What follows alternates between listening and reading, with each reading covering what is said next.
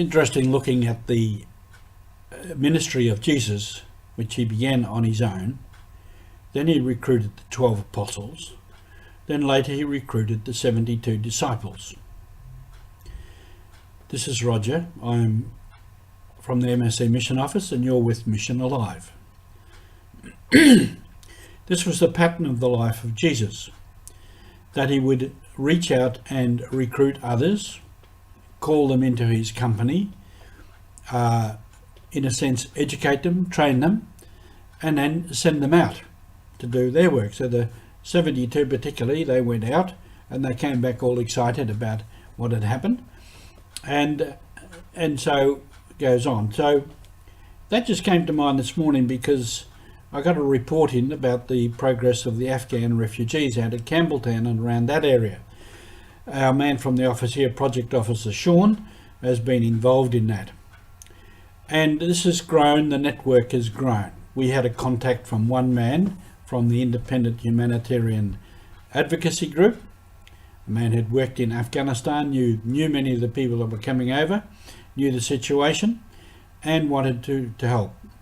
And he asked the MSC Mission Office to set up a fund, which many of you have actually contributed to, and that's going quite well, although there's always ongoing needs. Sean, who lives at Campbelltown, was in lockdown and couldn't come into the office, but he found out that there were Afghans there being accommodated in a hotel for quarantine, and they were coming out of quarantine.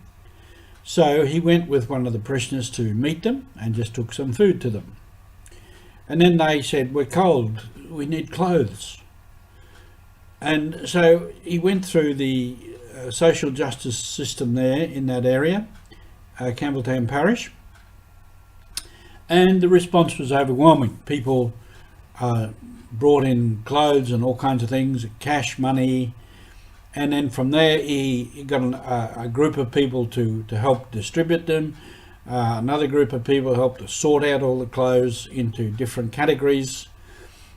Someone else to look after the money, the cash, and so the group grew, the contacts grew. And then our man from the advocacy group found out that there were people in Melbourne in need, and he didn't know who to contact there.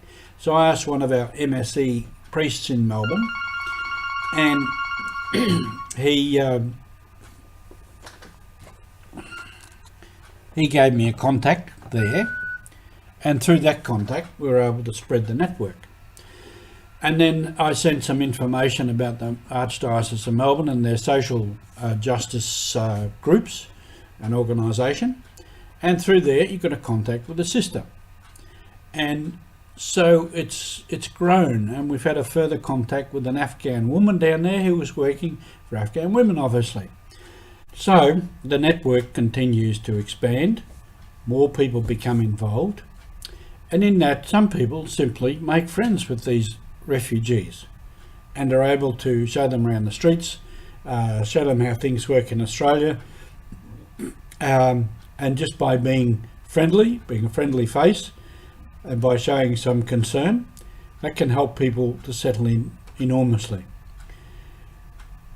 So this is the way things work, and this is the way the mission carries on. So with Jesus too, after the resurrection, etc., the apostles went out and they made disciples of their own, and they went out, and so the work of the church continues, and we're still going out. And often it's personal contact, and often the best good can be done by personal contact, by getting to know people, by saying hello, by just chatting to people, or whatever. And particularly now, since we're getting more of our freedoms back, there'll be a great need for people to gather, hopefully in smaller groups first, but also to listen to people.